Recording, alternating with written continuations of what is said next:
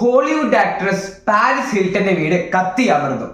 സ്ക്രീനിൽ ഏത് ദുരന്തവേളയിലും ആരെയും രക്ഷിക്കുന്ന ബെൻ അഫ്ലെക് അഭയാർത്ഥിയായി മുൻ ഭാര്യയുടെ വീട്ടിൽ. എന്തിന്, ടെർമിനേറ്റർ അർണോൾഡ് ഷൂസ്നഗറിന്റെ വീട് പോലും ഭീഷണി. വാൻഗോഗ് ചരിത്ര മ്യൂസിയം കത്തിയമർന്നാൽ ഉണ്ടാകുന്ന നാശനഷ്ടം ചിന്തിക്കാനേ ആകില്ല.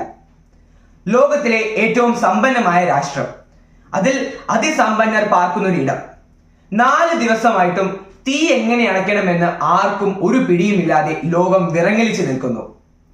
ആഗോളതാപനവും കാലാവസ്ഥാ വ്യതിയാനവും ഒക്കെ പണ്ട് പ്രസംഗങ്ങളിലും ഉപന്യാസങ്ങളിലും സെമിനാറിലുമൊക്കെ ഒരു വിഷയം മാത്രമായിരുന്നെങ്കിൽ ഇന്ന് നാം ഓരോരുത്തരുടെയും ജീവിതത്തിലേക്ക് തൊടുന്ന രീതിയിലേക്ക്, നമ്മെ സ്പർശിക്കുന്ന രീതിയിലേക്ക് അത് മാറിയിരിക്കുന്നു. ഒരൊറ്റ കാര്യം മാത്രം ചിന്തിക്കുക: തിങ്ക് ഗ്ലോബലി, ആക്ട് ലോക്കലി.